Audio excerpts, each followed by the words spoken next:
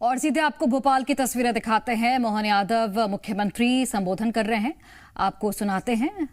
ये देखिए, संबोधन की शुरुआत होने वाली है, सुनते हैं मुख्यमंत्री को। आज के कार्यक्रम में हमारे बीच विराजमान अभी जिन्होंने अपना विषय विस्तार से रखा, माननीय मंत्री श्रीमान विश्वास कैलाश सारंग जी, SCS अशोक वर्णवाल जी, DP आहूजा जी, उमाकांत उमराव जी, मंचस्थ सभी अधिकारीगण और इस अवसर पर प्रदेश भर से आप सब पधारे सहकारी आंदोलन के सभी सहकारी योद्धाओं, आपका मैं स्वागत करता हूँ।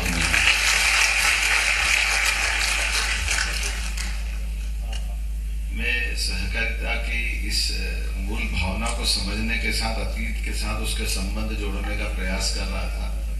मैं तालमेल मिला रहा था कि ये सहकारिता के लिए मूल, अगर सहकारिता का आंदोलन चालू हुआ कहाँ से हुआ है?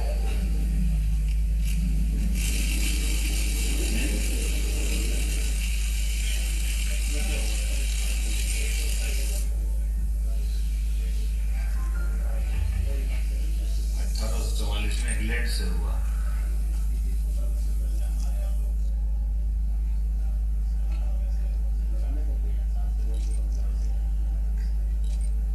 क्या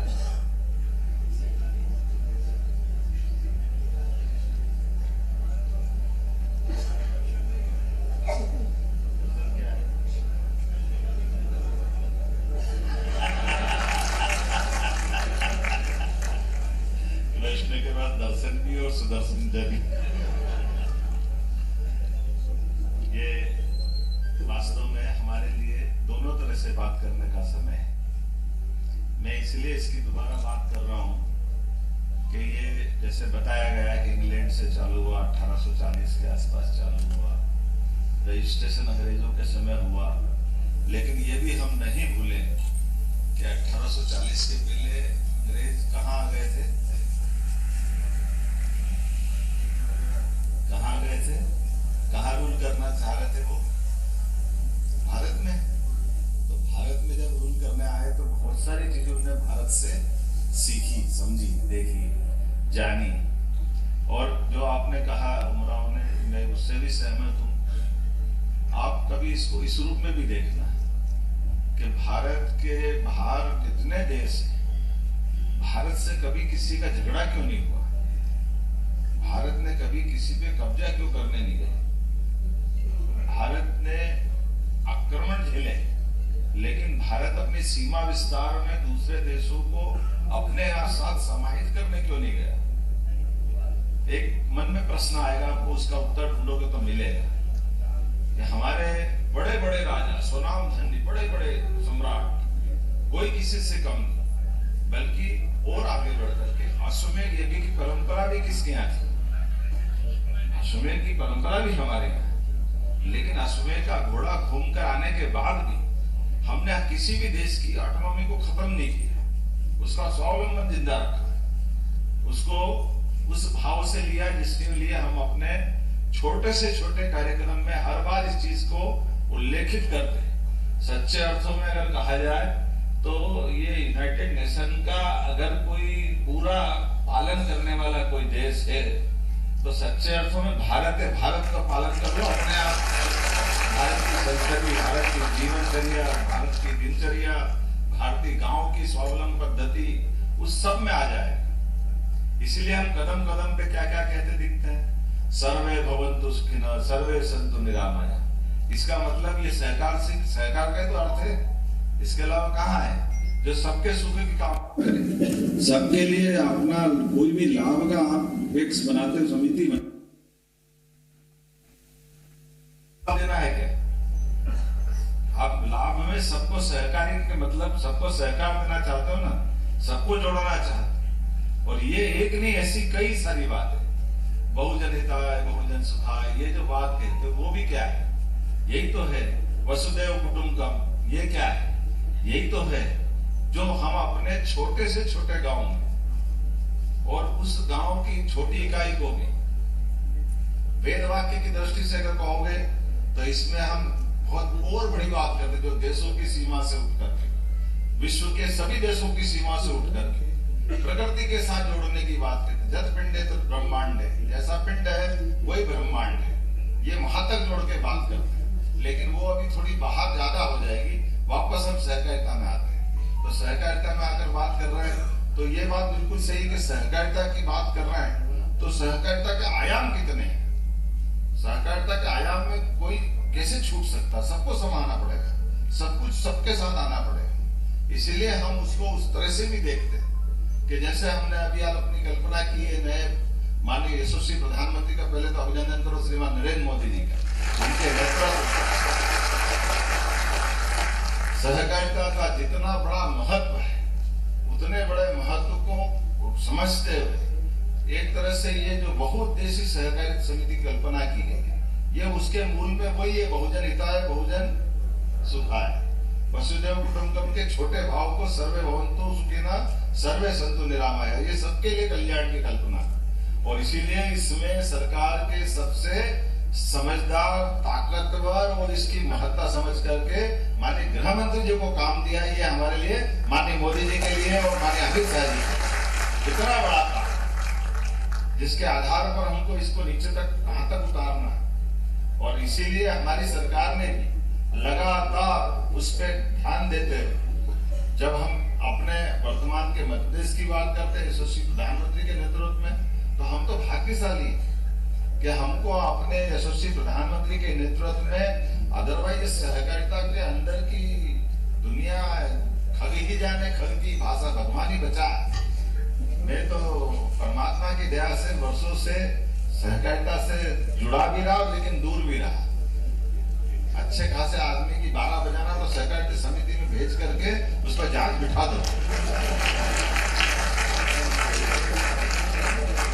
भगवान जाने कैसे बाहर आएगा, वो जाने, और या तो परमात्मा जाने, उसके अलावा तो कोई नहीं। और किसी को निकालना है तो ये माया भी भगवान के अलावा कोई जानते, तो सहकारिता के अधिकारी जानते कैसे निकालना है। ये वाकई परमात्मा की लीला है। लेकिन इस लीलालय में से अब ये जो नई भावना लाए, ये सच्चे अर्थों में सर्व चीजों का सरलीकृत करते, इसलिए मैनुअल का लोकार्पण किया। मैं बधाई देना चाहूंगा, जोरदार अभिनंदन को। इस बुक को सारी बातें अदरवाइज तो आधे तो छिपा के रखते, कौन कौन से परिपत्र निकल कर पता ही नहीं चलेंगे। जब आप फंसोगे तो निकल के आएगा कि हाँ ये नहीं गया था। मैं भी उस चीज का भुगत होगी, मेरा अनुभव सुनाता हूँ। मैं अपने 90 बाणों के बाद थोड़ा सा एक किस्सा सुनाता हूँ। 90 बाणों की बात होगी। उज्जैन में मुझे लगा कि एक सहकारी समिति बनाना चाहिए और सहकारी समिति बना करके लोगों को मकान देना चाहिए, और मकान सस्ते बना दो तो सब ले लेंगे, उसमें क्या गलत है।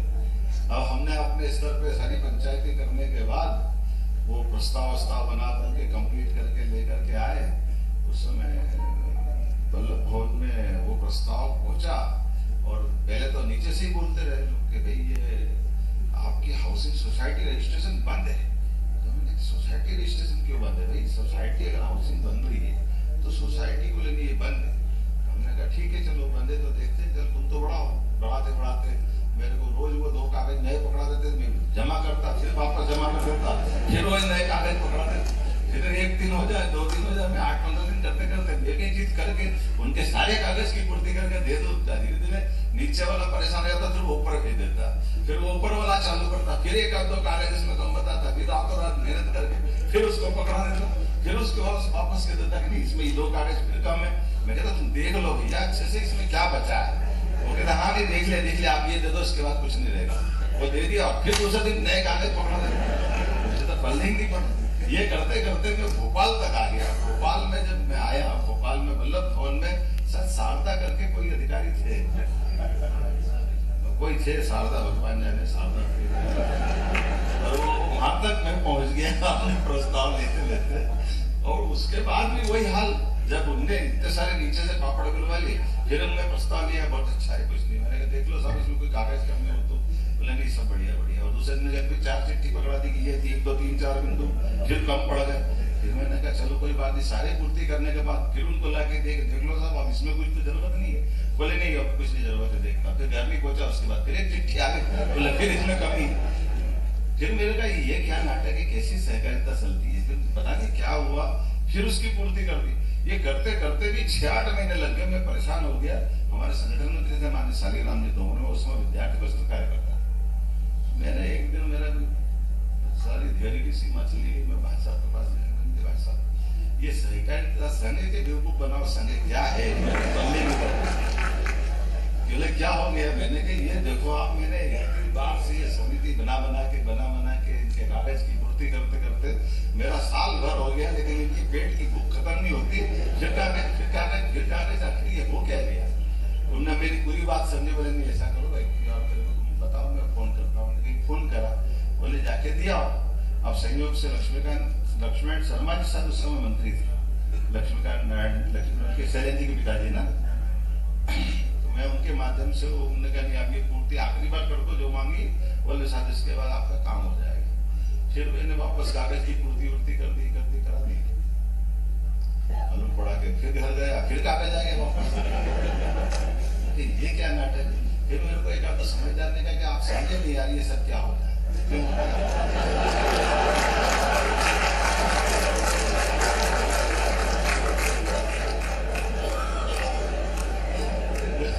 मेरे को समझा तो क्या होता है, बोले बात आप थोड़ा गौर करो तो समझ में आ जाएगी। इसमें गौर क्या करूँ, कागज देते मैं पूर्ति करता, कागज देते पूर्ति करता। बोले भाई बात इतनी है कि तुम कागज की पूर्ति करो, सामने वाले भी समझ रहे, लेकिन वो तुमको सहकारिता में आना नहीं देना चाहते। तुम समझ नहीं रहे, तुम अपनी लगाए चले जाओ। उनकी अपनी सल्तनत कोई और है, उनकी दुनिया कोई और है, वो आपको आने नहीं देना चाहते। हमने कहा एक्ट के हिसाब से भी क्यों नहीं आने देना चाहते।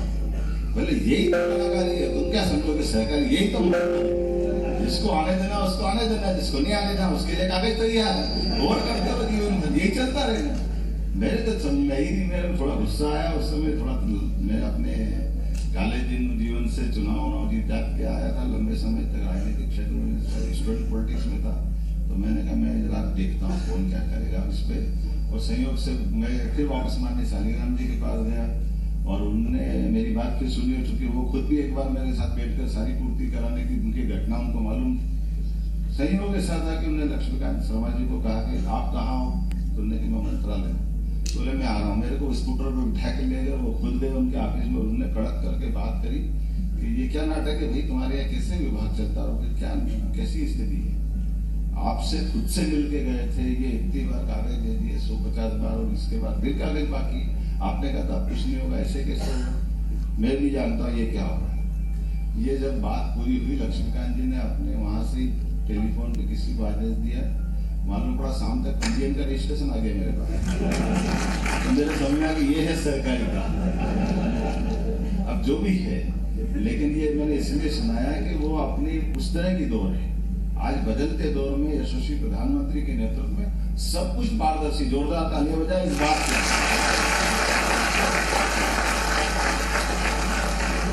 और उसी भाव को लेकर में हम चल रहे हैं। जैसे हमने कहा कि हमारे पास 25 समितियां मत बनाओ, क्योंकि हर एक अपनी अपनी दुकान लेके बैठ गया था।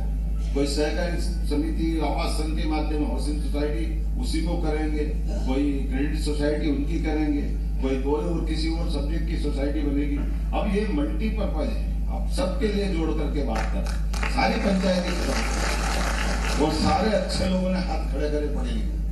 भगवान की दया से आप सब यहाँ भी पढ़े लिखे हैं और मंच में भी सब पढ़े लिखे, इसमें कोई कम नहीं पड़ रहा है। आपके सबके साथ हम सब भी खड़े हैं। इसलिए उस भाव को समझने की जरूरत है जिसमें बहुजन हिताय बहुजन सुखाय की कल्पना की गई, उस भाव के प्रति न्याय करना। इसलिए हम अपने क्षेत्र के अंदर, आप बताओ, दूध के माध्यम से भी बोनस दिलवाएं, ये कितनी बड़ी बात है। अगर गुजरात में सहकारिता संघ की ताकत बनी, तो दूध में प्रति व्यक्ति को जो बोनस मिलता है, और मैं जब अभी चुनाव में गाँवों में गुजरात में घूमा था, हमने बताया था कि एक एक व्यक्ति को दूध का महीने का हिसाब तो मिले जो मिले ही, पूरे साल में कोई 1 लाख, कोई 1.5 लाख, कोई 2 लाख, कोई 5 लाख बोनस लेता है। एक तरह से उनकी दिवाली अलग प्रकार की बन जाती है, पूरे साल का जो बोनस उनको मिलता है। तो ये गजब हो जाएगा वाकई। और इस प्रकार से अभी तो दूध की बात कर रहे हैं, या मत्स्य वाली भी लोग बैठे हैं। हमारा बहुत बड़ा पानी का और इसके आधार पर मछली उत्पादन का भी बहुत बड़ा क्षेत्र है, तो उसको भी हम जोड़ रहे हैं। और ये जो औद्योगिकरण की बात करते हैं, मैं मंत्री जी को बधाई देना चाहूंगा, विश्वास भाई के लिए जोरदार अभिनंदन करो जिनके माध्यम। जब हम औद्योगिकरण की बात कर रहे हैं तो औद्योगिकरण में केवल व्यक्ति ही क्यों आना चाहिए, उसमें भी सहकारी समिति आना चाहिए, उसमें हमारे माध्यम से क्यों काम नहीं होना चाहिए। सभी प्रकार के रोजगार को लेकर के हमारे अपने कोऑपरेटिव डिपार्टमेंट की भी भूमिका होना चाहिए। और मुझे इस बात की प्रसन्नता है, आप सबके माध्यम से निश्चित रूप से नए दौर की नई कहानी लिखी जाएगी। मेरी अपनी ओर से एक बार फिर राज्य भर के पधारे सभी सहकारिता सम्मेलन में सभी माननीय सदस्यों का मैं स्वागत करता हूं, अभिनंदन करता हूं और उम्मीद करता हूं कि ये जो हमने आज अपना मनोभाव व्यक्त किया है, इस मनोभावना के आधार पर निश्चित रूप से सहकारिता का हमारा ये आंदोलन आने वाले 4 साल के बाद एक नए मुकाम तक पहुंचेगा और देश के अंदर सबसे अच्छी सहकारी संघ की छतरी कहीं बनेगी तो हमारे राज्य के अंदर बनेगी, मैं उम्मीद करता हूँ। मेरी अपनी ओर से आप सबको बधाई, बहुत बहुत धन्यवाद। धन्यवाद आदरणीय सर, हमको जो पुरानी कार्य पद्धति से नवीन कार्य पद्धति तक परिचित कराने के लिए माननीय मुख्यमंत्री जी ने आनंद के साथ अपने किस्से सुनाए। पर माननीय मुख्यमंत्री जी, मैं आपको एक जानकारी देता हूं। अभी 3 दिन पहले जो विधानसभा में हमने एक्ट में परिवर्तन किया है, उसमें ईज ऑफ डूइंग बिजनेस जो पहले नहीं था, जिसके कारण आपको उज्जैन से भोपाल तक आना पड़ा, उसमें हमने विशेष प्रावधान किया और अब कोऑपरेटिव सोसाइटी का रजिस्ट्रेशन जो पहले 90 दिन में था और 90 दिन में नहीं भी करके उसको वो ऊपर के अधिकारी को भेज के जो आपने बताया टाला जाता, अब हमने ये सुनिश्चित किया इस एक्ट में कि वो 90 दिन का समय हमने केवल 30 दिन कर दिया और 30 दिन में उस अधिकारी को वो करना ही पड़ेगा। 15 दिन के अंदर उसको डीम सर्टिफिकेट देना ही पड़ेगा। तो अब यदि आपको रजिस्ट्रेशन कराना हो तो आपको कोई दिक्कत नहीं होगी। बहुत बहुत आभार।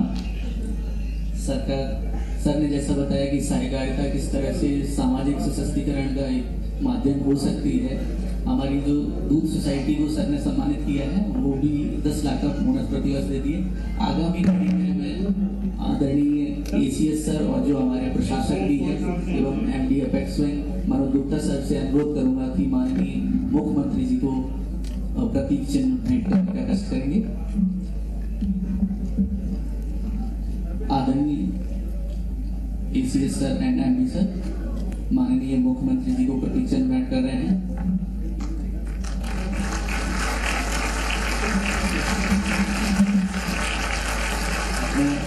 ACS सर और MD सर से अनुरोध करूंगा कि माननीय सहकारिता मंत्री जी को भी प्रतीक चिन्ह भेंट करें।